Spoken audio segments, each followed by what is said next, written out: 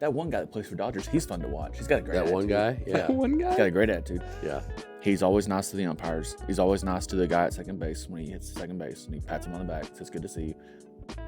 That's what we need in production ministry. We need guys like that. Good attitude. More guys patting each other on the butt. I said back. But you did this. Make sure you beep out butt. Yeah. Okay, let's talk about worship trends to leave behind in 2025. We posted about this on Instagram. You mean leave them in 2025. As we move into 2026, these are the things we're leaving behind. Yeah, that's a more elegant way to say what I said. Leave those things that we are doing in 2025 behind. And Dylan, I'm going to take your joke because you already said it. Are you miking your Adam's apple right now? Yeah. We have Sound good? We have an audio guy back on the show. Oh man, this is. Yeah. We can't get Jeff. You got to make sure you can't side with Dylan all the time. It's not going I'm to not help. siding with Dylan. Just this guy. Okay. Anyways. Welcome to the MXU Podcast. Yeah. Welcome to the MXU Podcast. Glad you're here. Dylan made the comment that we're actually leaving these behind in 2020. Is that your way of saying that the church is significantly behind, Dylan? I didn't say that. As we move into 26, there are certain things that we need to leave behind. Yep. So one of the first things, what's so funny, Dylan? Because I definitely said that. It's going to come back and bite me because I know it's going to be clipped that I said just a few minutes ago. You mean 2020? But when I break that down, in my mind, I think, you know what? I'm not going to say a word because my timer's running, so I want to use my words wisely later in the podcast. No. Express yourself, please. Well, 2020. Just go on with the show. No, I want to know. I don't have anything. Are you asking me what I think we should leave behind in 2020? No, you had a thought, and then you got insecure about it, and so then my thought's not finished. Okay, 2025. And this post got some good traction, which is some good comments. I'm gonna read through some of them, but this first idea of chasing what looks good or impressive online versus making decisions for the room first, right? This is a trend that I think definitely existed before 2025, but we continue to carry on post-COVID or whatever we want to blame it on. This idea of chasing the online look. What do you guys think on that? I guess one question is, is it something that's in the room that we're recording and posting online as a reflection of what happened in the room? Or are we actually creating content for the post or for online at the expense of what is happening in the room? In other words, I think if you're posting a certain look or a certain transition or a certain worship moment because it's like, oh, this is going to look great online, that's really dangerous. But if you're just capturing what's happening in the room, the problem is people who see that aren't in the room. Yeah. So they don't know how it feels. They don't know the emotion. They don't know the tension that was created or released because of what had happened in the room 5 minutes before.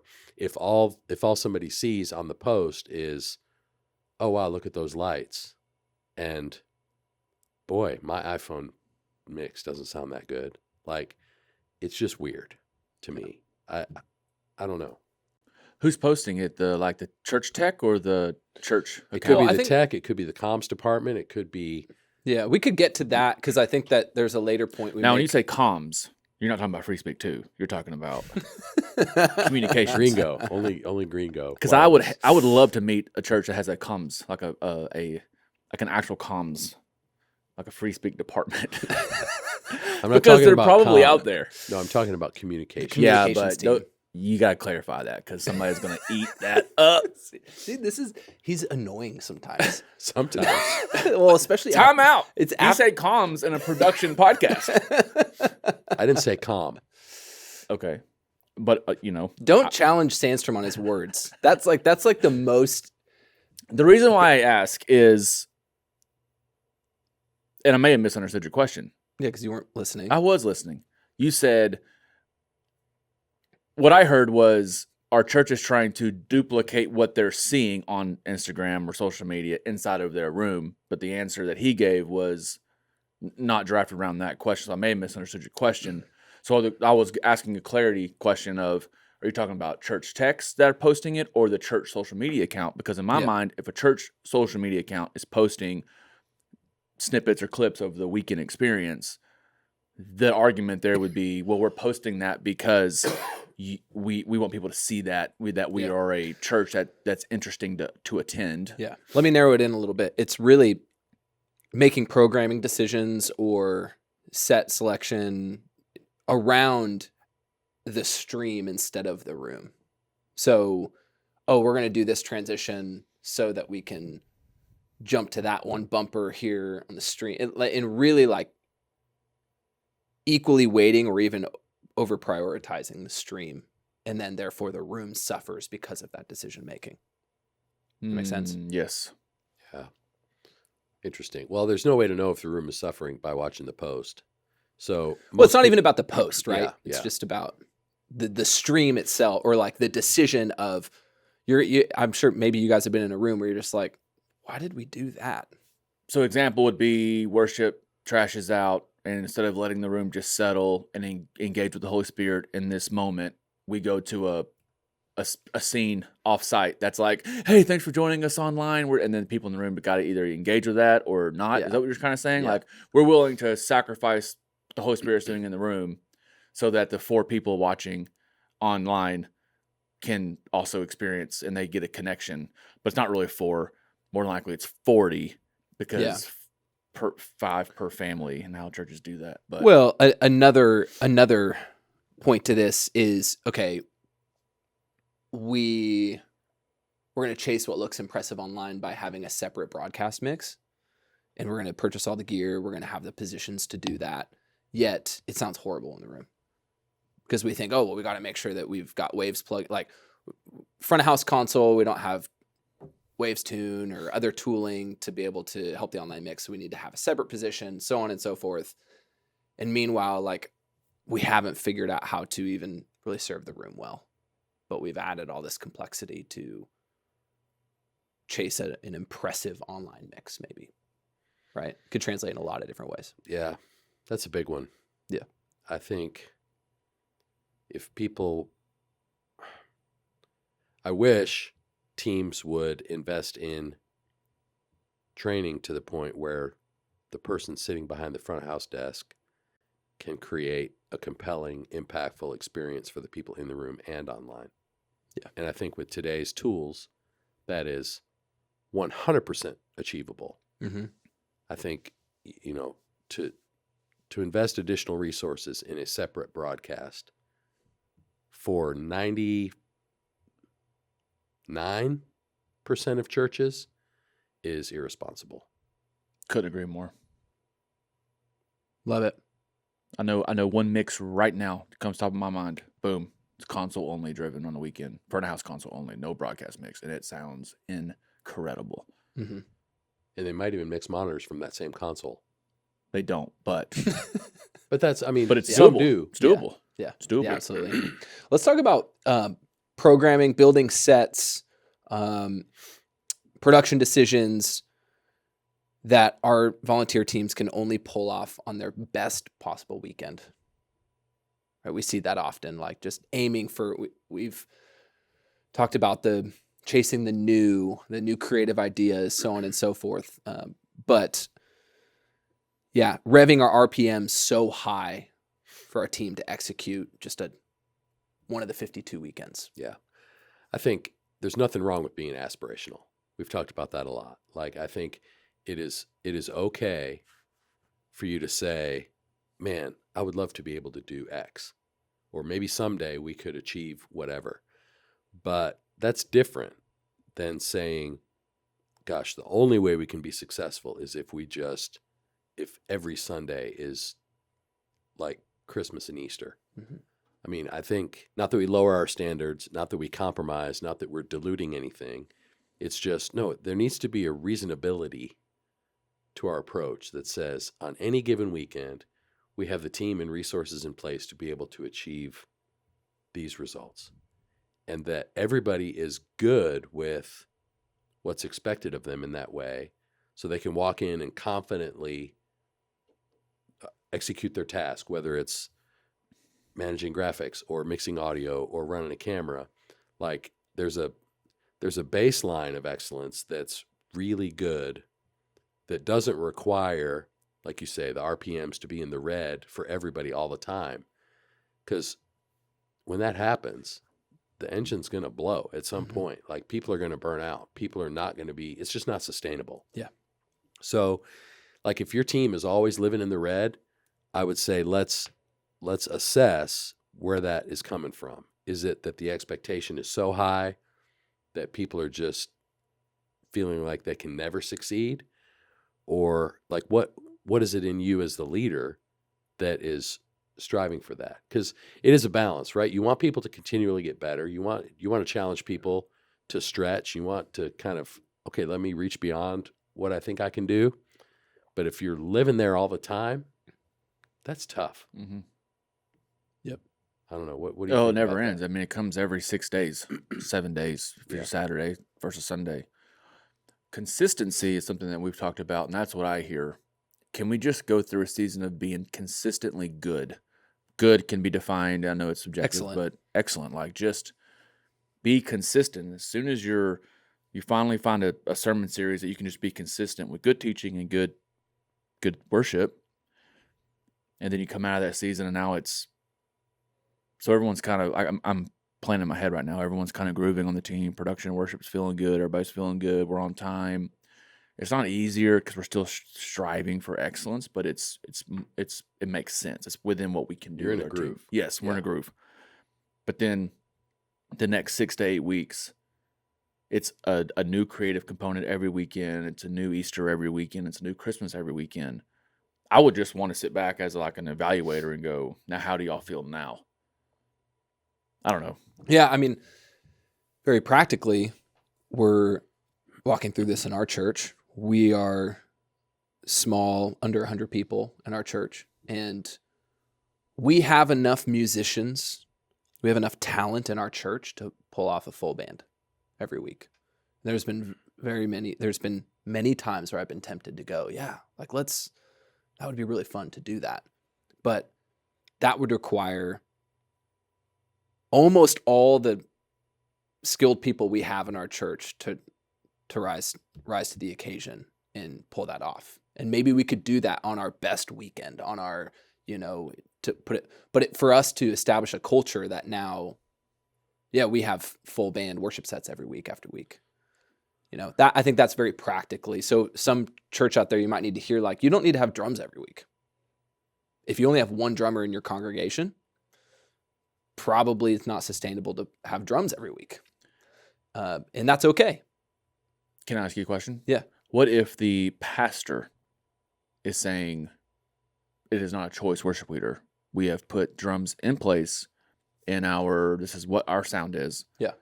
And now the worship guy, worship girl is now being held accountable to have a drummer every weekend at a church of 100 to 500, whatever it is. Because that can almost be, because in your position in your church, you're not the tech guy, right? Yeah. So you can make those decisions. You can come into that Yeah. organization and say, hey, this is just what we're doing to protect. The listener may not be in that, to have that pair of shoes on. Well, be really honest.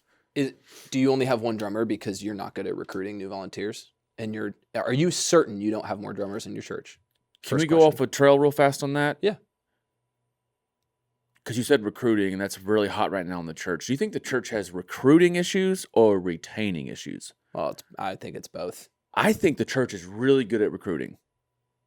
I really do. You really want to go down this tangent right now? No, I don't. I don't want to get us off. No, we But can't. We got Well, Pastor Jeff on, and yeah. I want to hear his thoughts on it. I think we have a retention issue for sure. But I just let's make sure that we are making decisions that can scale and not burn our people out. Trying to set a standard for something that we can only pull off on our best weekend. And I think your question is valid, Dylan. And the answer to that isn't a clear-cut one, but it's to have an honest conversation with your pastor and go, I'm positive we don't have any other drummers in our church. I've really tried to recruit. There's nobody there. So if you're really adamant about this, then we probably need to, as a crutch in the interim, go find somebody to contract and come in and drum in our church. So you're telling me that you're not a good enough leader to go into your community and go sit at restaurants and go to coffee shops and recruit a drummer? I think that would be a fantastic solution. Because this is what churches are being. This is what these guys and girls are being told. Yeah. I actually think that's a fantastic solution, though. I don't think there's anything wrong with going, we don't have this gift. This gift is not present in our church. So I'm going to head on over to UT and find a student who's over there studying, who's a drum major or whatever, and build a relationship. And if he doesn't know Jesus, tell him about Jesus. You know, if they do know Jesus, man, please, do you have a church? You want to come to our church? I think there's opportunities to be creative about that. No, I agree. I'm playing devil's advocate because I know these. I have sat on the other side as a leader of a worship pastor and have said those words. Yeah. Well, then go out into your community. Like we have 7 campuses. What do you mean you don't have a drummer at this campus? We have to have a drummer at this campus because broadcast has a drummer and that sets the tone, right? I'm just speaking languages over here, but so you might not be a good enough leader then. Yeah. So I'm not saying that was right or wrong approach, but that was the words that I've used because I was groomed that way from my leaders. So I understand that's kind of a long-term thing, a long-term problem solution to talk about. But in the short term, next weekend, it's okay to not have a drummer. Like, I personally think that's okay. Unless your senior pastor is like, no, that is not okay. Okay, that's a situation. But if you're the one making the decision as a worship pastor and you're setting that cultural tone, it's okay to go, oh, these are the people we have.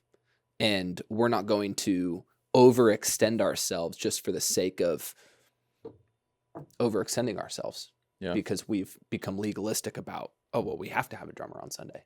Yeah, so I would say to the small and growing church, like to the 100 to 200 to 200 to 500, like there are some sort of plateaus of growth where it's important to zoom out and go, okay, why is this such a core value for you? Like, what is it about having a drummer or having a full band every week that makes you feel like we've arrived? Yep. Because it might be that it's just an ego thing. Yep. Or it's an unrealistic perspective. Like, I've been doing some work with a church that is expanding into different locations regionally throughout the country.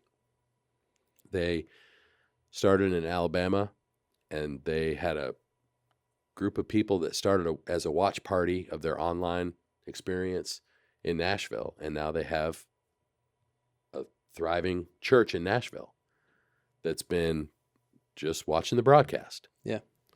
Well, they've decided from time to time to do live worship in that location and to try to do live worship in all locations so that everybody on a semi-regular basis is experiencing live worship and, live teaching sometimes even. And the growing pains that just opened up were phenomenal to the team. Like, they were stretched so thin because they were like, wait, now we have to send people to each location and make sure that quality is maintained and make sure that messaging is maintained and make sure that people have what they need and all those things. It's like, man, was that cost really worth it?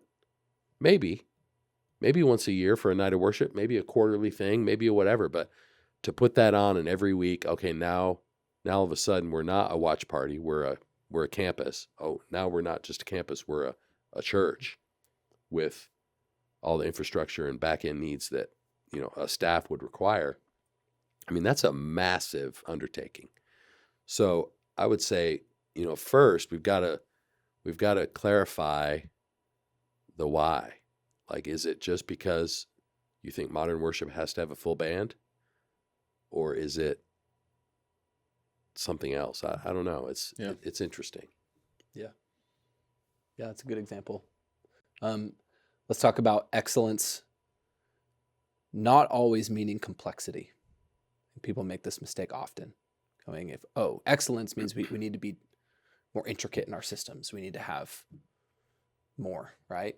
But actually taking away. Your guys' thoughts on that? Do you see practical examples of that? I think excellence is playing on time and in tune. Like, I mean, in other words, whatever you're doing it as well as it can be done. Adding complexity doesn't make it better. I think that's a huge miss. Like, it's a fallacy. Like, in order for it to be better, it has to be more complicated. Or if it is more complicated, then it's automatically better. Not true. Yeah. It's like, let's do the simplest things well. And could that be any better? Okay, great. Next week, let's do the simple thing even better. And you might not realize the degree to which you are not excellent until you start to do simpler things better. Yeah. Whether it's a performance of a song, like actually playing to a click track on time, or whether it's having your guitar that stays in tune through the whole set, or whether it's having a singer who can maintain their vocal quality the whole time, simple things like that, or whether it's a transition, or getting a prop on and off stage in a timely way that isn't distracting, or lighting that's engaging, or whatever the case may be. It's like, a camera shot that stays. We had a guy at our church who was struggling with headroom on a camera shot. It's like, okay, can we maintain consistent headroom through the whole hosting moment? That might be a way for somebody to really ramp up their excellence. Not, can we add 2 or 3 more cameras to get a better cut for the online experience? Yep. It's like, no, let's get the guy who's responsible for our one camera to frame a shot in a way that can stay on the subject in a way that isn't distracting, right? So excellence, I think sometimes we have the wrong view of excellence. I think, can every person on the team in their particular role hit the bullseye for what they're expected to be able to do this week? And man, when they do, let's celebrate that. Before we move on to complexity, before we move on to, okay, now we got to do this. It's like, no, man, let's celebrate the fact that these folks are crushing it with their simple task, because they've been able to elevate their skill to a point where that simple task is now a no-brainer. Now we can move on to something that's maybe a little more complicated. But let's not get ahead of ourselves. Yeah, that's good. Well, the camera thing is so real. Like, I think I have been in those shoes where I have said, well, if we just get more cameras, it's more angles, but I've not thought through what all that takes. Going back to what we said earlier in the podcast is, well, it's more people. It's more gear. It's more gear. It's more integration work. It's more... And you just don't think through those consequences as the leader sometimes when you go, if we just had 2 roaming cameras on stage instead of camera 1 and 2 at front of house, and maybe a sliding camera offside is our 3 main. But if we could just add a roaming camera at drums, if we could just, why? When camera 1's out of focus, camera 2's headroom is always off, and camera 3 is colored completely different than 1 and 2, and now you want to add 2 or 3. Focus on, I like that you said excellence view. I interpret that as we have the wrong definition of excellence. Like we have the wrong definition of what excellence is. It goes back to, what if we just put in place consistency and just worked on being good at the things we have? Let's talk about something to leave behind is clips, like prefabricated clips of worship. Okay. This is actually something that came up. What do you mean? Well, I'll get to it. Somebody left this in the comments. What was the actual slide on the carousel that led to the comment? The slide on the carousel was designing worship for clips and algorithms instead of congregations and volunteer teams. Say again, designing worship for clips and algorithms instead of congregations and volunteer teams. Yeah. Okay. Do you think people actually do that? Oh, yes. Yes. 100%. Yes, they do. 100%. This guy said, do they know who they're dealing with? But so what's interesting is this guy said, the God of the universe. God of the universe, he's gonna have his wrath. Anyways, so they might want to wear a hard hat next time they go to worship. If they're just confused. They need alignment. They just need to be realigned. Man. So, sorry, I just got. Okay, so this guy added, which I think goes in line with this. He said, "Can we add filming ourselves to post clips to our Instagrams to this list?" Let's glorify Jesus instead of ourselves in 2026. Okay, just for a minute, bear with me because I'm a work in progress here, especially in this area. So I'm happy to be wrong on this, and you guys can tell me why. I'm starting to feel like it doesn't make any sense to post videos of us worshiping. It doesn't make any sense to me. Like the idea of the purpose of singing this song is to like glorify God, to bless God, to bring praise to God. But we are filming ourselves in that process for other people to see. Are you saying like physically, like hands up worshiping, or at my craft, doing my skill? Well, if we're we always say we're still worshiping. When you're mixing audio, are you worshiping? Of course. Yeah. So it's like when we're worshiping God, the sole focus of what we're doing is to worship him through our skill, through song. But we premeditate and film that for others to see on a platform where we like and we say, go you, you're awesome. I don't know. What are your thoughts though? I'm serious because it's something that I'm kind of questioning. I understand why you would question that, you specifically. You specifically, you sicko. I don't know. I have a lot of friends who do that. And We all do. Yeah. Here Dylan goes. He's like, well, that person's nice, so it's right. I'm not questioning anyone. No, I wasn't going to say that. I was going to say, I don't think that these individuals would post on their Instagram with the eyes and the lenses of watch me worship. I think they're posting it in hopes that how they're doing their skill and craft could add value to those that follow these individuals on Instagram. This is how I do this. This is what I do in a situation that's a 911 on stage, or this is how I go from scene 1 to scene 2 or whatever you people talk about. But like, you know what I'm saying? Like I wouldn't say that they're doing it so that you watch me worship. I think they do it so you can watch how I do things, and in hopes it adds value to you. Fair enough example. I get it. I get that. In my circle. Yeah. There's probably plenty I get that. So what about I'm in sound check. I've set up my camera down below. I'm in sound check. I'm a vocalist. There's no board mix. There's no educational, like, you're not even really hearing the words being sung because it's coming through an iPhone on the stage and all you hear is cymbals, right? Mm-hmm. But I'm here, my hands are up, eyes are closed, getting ready for the weekend. What's the point of that?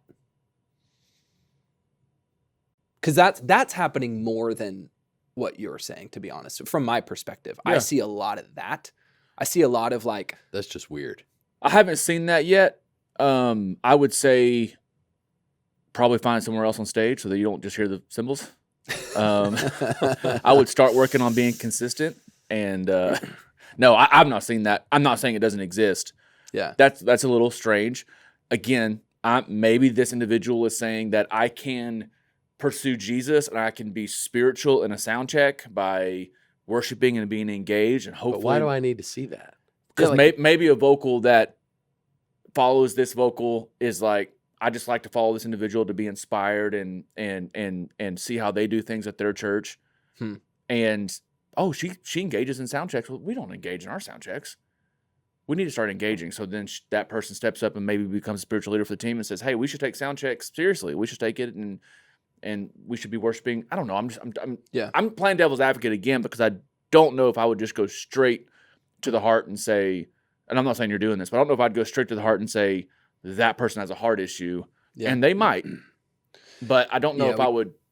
Yeah. I don't know yet. We can't say that, and I won't say that. It's more of just most of my circle are guys who are front house engineers who film themselves, or lighting engineers who film themselves, camera here, and they're engaged, and then all of a sudden, a mishap happens, and the camera comes over, and they're like, oh. Yeah, and that's more educational. Yeah. That'd be more educational. Okay. Right? So, okay. You know what I'm saying? Send me these videos. I want to see them. Yeah. But go back to not the comment, but the slide itself. Because I think we didn't really talk about that much. Yeah.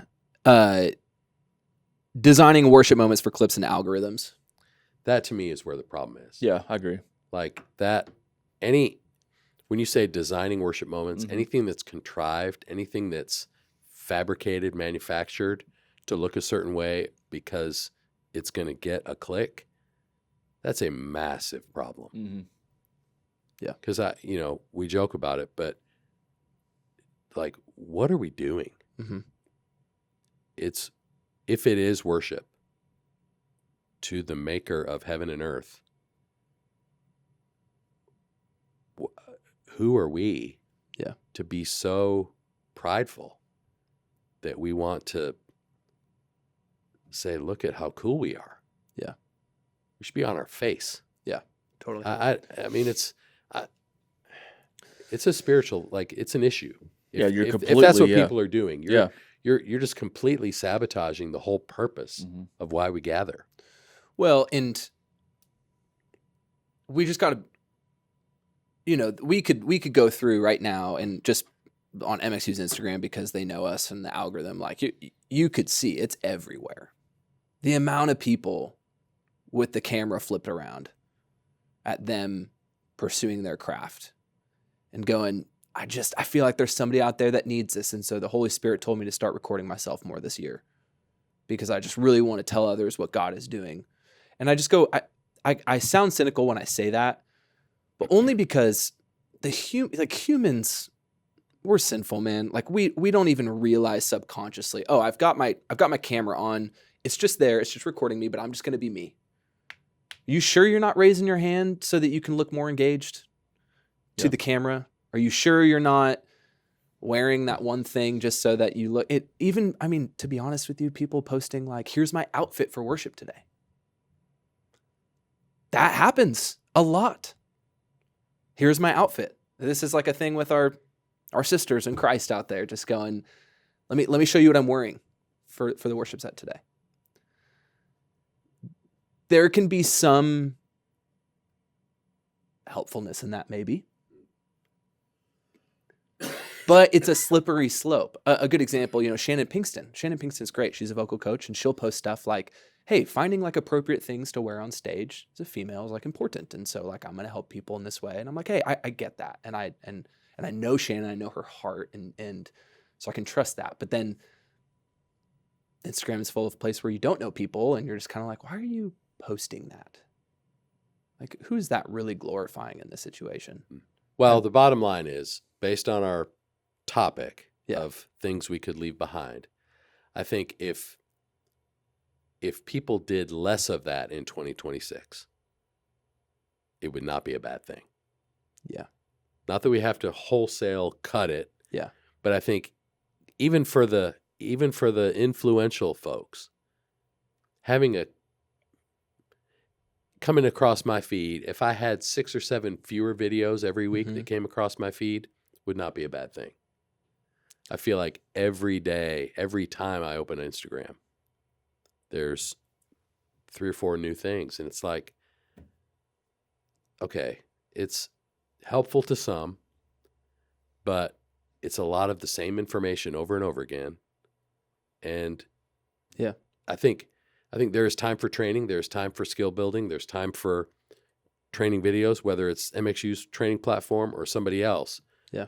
Outside of the heat of the moment, offline on a Tuesday night, they get together and say, we're going to film content around our console. That's awesome. And if you want to show me an example of how that is expressed in a service, because you did all this work offline and now we're going to hear this new vocal chain in our broadcast mix, okay, fine. But it's a fine line between helpful training content and glorifying the wrong thing. Yeah, I'd agree. I think the educational, adding value, knowing, understanding your followers, if you're into that, I mean, a lot of our friends are into social media and they add a lot of value to thousands of people in the church space. That one specific video, the whole time you were talking, I was listening and I was engaged, obviously. But I don't know how that helps anybody. I really don't. I don't know if we'll edit that out or not, but I'm trying to think through ways how that helps. The only thing I know that helps is her or him that is trying to maybe be exposed to maybe a larger church or a different organization that says, hey, she's good at what she does. Let's give her a chance. Or he's good at what he does. But it doesn't even sound good. Well, well, that's subjective because I mean, a church of 100 could look at that and go, that sounds incredible. Or a church of 5,000 could look at it and go, that sounds great. But maybe, I don't know. It's What's interesting is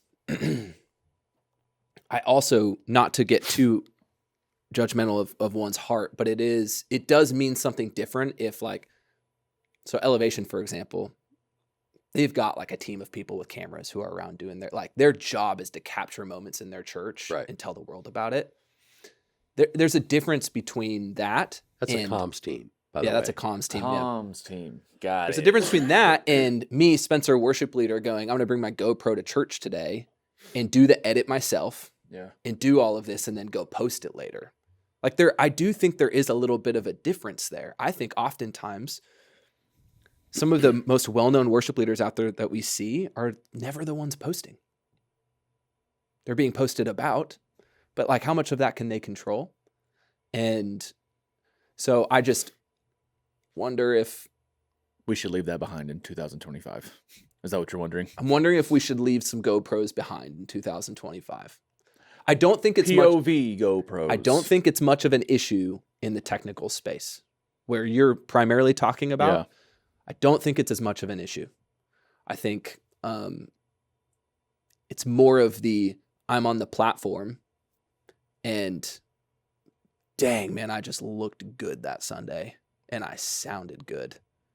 And my fit was fire. It's fire. And I want to go post. I want to get that dopamine hit. I need that thing that's going to make me feel better because I'm tired. Sunday just happened and I'm just angsty. Something doesn't feel right. Well, maybe if I post, I'll feel better about today. And I think that happens a lot. So I hope not, but it could happen. I hope not. But there's evidence. You see stuff and you're like you said, Dylan, you're like, I don't know how that's helpful. And I'm like, yeah, that happens a lot. Yeah, I mean, I would be interested. I'm always interested to learn and be educated. I'd be interested in having that individual on a call and just being like, what were you thinking? Yeah, why'd you do that? Yeah. Educate me. Yeah. Why'd you do that? That's why I brought it up here because I know you're usually an advocate for those folks. And so it kind of helped me. And again, it's more for just as much for myself and my posture as it is for other people, right? Just how we carry ourselves when we go to worship the God of the universe. So... yeah, the question is, who are you worshiping? Yeah. Let's dive into some comments maybe because I think there's some interesting stuff here. It was actually cool. There's a lot of people going, very thankful for a team that does none of this, which was encouraging to me that there are people out there going yeah, we can't leave behind what we've never started. Yeah. I'm like, wow, go you guys. I'd like to talk to them too.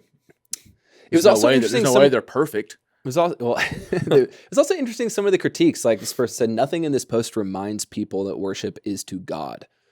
Put that in some of these factual systems based only slides, which is very interesting. And we're always speaking to process around here. Mm-hmm. Of course, that person's right. But anyways, background keys during the sermon too. What do you guys think of that? You think that background keys? I always struggle with this. Background keys behind sermon moments, or sometimes I don't think there's anything wrong with making a transition. They're saying that should go away? Yeah, they're background keys behind the sermon. Add that to the list. I don't know. Have you ever been to a Black Gospel church? The organ is playing behind the preacher the whole time. I like that though. That's great. I know. But challenge for all of us. Next time we're in church, as soon as the keys player comes out and hits that first note, hopefully it's faded in.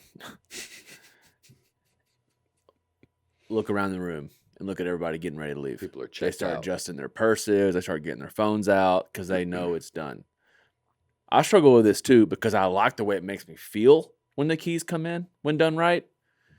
But I also struggle that we have groomed the American church that when the keys come out, thank God it's almost lunchtime. That is just reality. Or we've groomed them to get emotional. Yeah. You said, I like the way it makes me feel. But I'm also wondering if that's even wrong. God gave us music for emotion. There's nothing wrong with emotion. Yeah. And I like it, but every meeting I stand in or sit in, it's always, hey, thanks for having you. Yeah, it's going to be great having you speak today. When would you like the keys to come out? It's almost like we're just trained. Yeah. And sometimes a communicator will look at us and go, I don't know. I haven't thought through that. It's the same conversation that says, so are you going to pray at the end so we can transition the band on stage? Yeah. Why does prayer have to be a transition moment? It's the wrap. It's like, okay, it's a function of flow rather than, oh wait, we need to pray because there's something to pray about. It's just interesting. Yeah. Yeah. The last slide of this post, we said the future of worship will be led by teams that are still around. And I feel really strongly about that one, that so much of this is an issue of we want to be getting better, more sustainable, so that 20 years from now, we still have worship teams. Because at the end of the day, I think a lot of what we're seeing in a worship culture, burnout isn't getting better. Like, we're not reducing burnout by posting videos for algorithms. We're not, we want to be moving in a healthier direction. This is not just about being nitpicky and going, that's dumb and we want to shame you for that. It's about, hey, collectively as the church, body of believers, we want to have worship teams that are still around in 2026, 2027, 2028. And I think that's the heart behind this post ultimately for me, is going, it's not about, I'll just repeat myself again. It's not about being hypercritical for the sake of being hypercritical. You know, this might be off topic or on topic. Jet, my daughter, is 11. And I think when you turn 12 at the church we're attending, you can join the student worship team. Okay. And she said the other day, and this might speak to everything we've talked about. She said the other day, Dad, I was able to get a meeting with so-and-so, Stephanie or whatever her name is, to be on the worship team for student ministry. But she wants me to show up on Wednesday nights at 5 o'clock to shadow the team and learn how to do it. Dad, I know how to do this. I know I can get up there and do it. And in that moment, it hit me like the sinful nature of who we are as an 11-year-old. She's already coming into the worship ministry. She might pursue a worship ministry career and be in it for the next 30, 40 years. She is already struggling with, I already have it figured out. I'm already good enough. And I already know how to do this. I don't need help. And so the correction needs to take place today as an 11-year-old, but how many people weren't corrected as an 11-year-old? And that's why we're seeing what we're seeing today in the worship ministry space, production space in church. Here I am faced with an 11-year-old. I looked at her, I was like, you do know what I do, right, for a living. Like, you do know that, right? She's like, oh, yeah, of course. I was like, you have a heart issue. And she's like, what? Like, she needs to be called out for that. And I know Spencer may grin at this. It always is going to be about what? The heart. The heart. I can't say it enough. Like, and I know people disagree with me on this podcast about that, not at the table, but commenters will say, oh, the heart's deceitful. You can never follow the heart. But I'm just like, her heart needs to be adjusted and realigned, because there could be a day where she's on stage with a GoPro saying, look at me, look at me, look at me. Because she started like that. We were born into that nature. Yeah. So, I don't know, something to just check ourselves as if we're listening, or even check myself as in what I do. You know, I was getting ready to release a really cool video today about how awesome I am as a producer, but I guess I won't do that. As long as your eyes were open and your hands were down, you're fine. Like this. Or like this. No, you know what I'm saying? Like, I don't know. Maybe that's, we have that sinful nature to us and we need to be checked. And I think this episode will check some people. It's checked me, you know? It's good. Okay. If you made it this far, thanks for listening, watching. We appreciate you. If you don't know much about MXU, we obsess about volunteer excellence. We got a volunteer excellence platform, learning management system paired with thousands of videos at getmxu.com. You can learn more about that platform in the description below. We release new episodes every Monday. So yeah, if you're listening, maybe check us out on YouTube so you can watch Dylan be a doofus. I don't know, hear you and your antics on this. It's quite entertaining for us here. And anyways, thanks for joining. You can join us next time.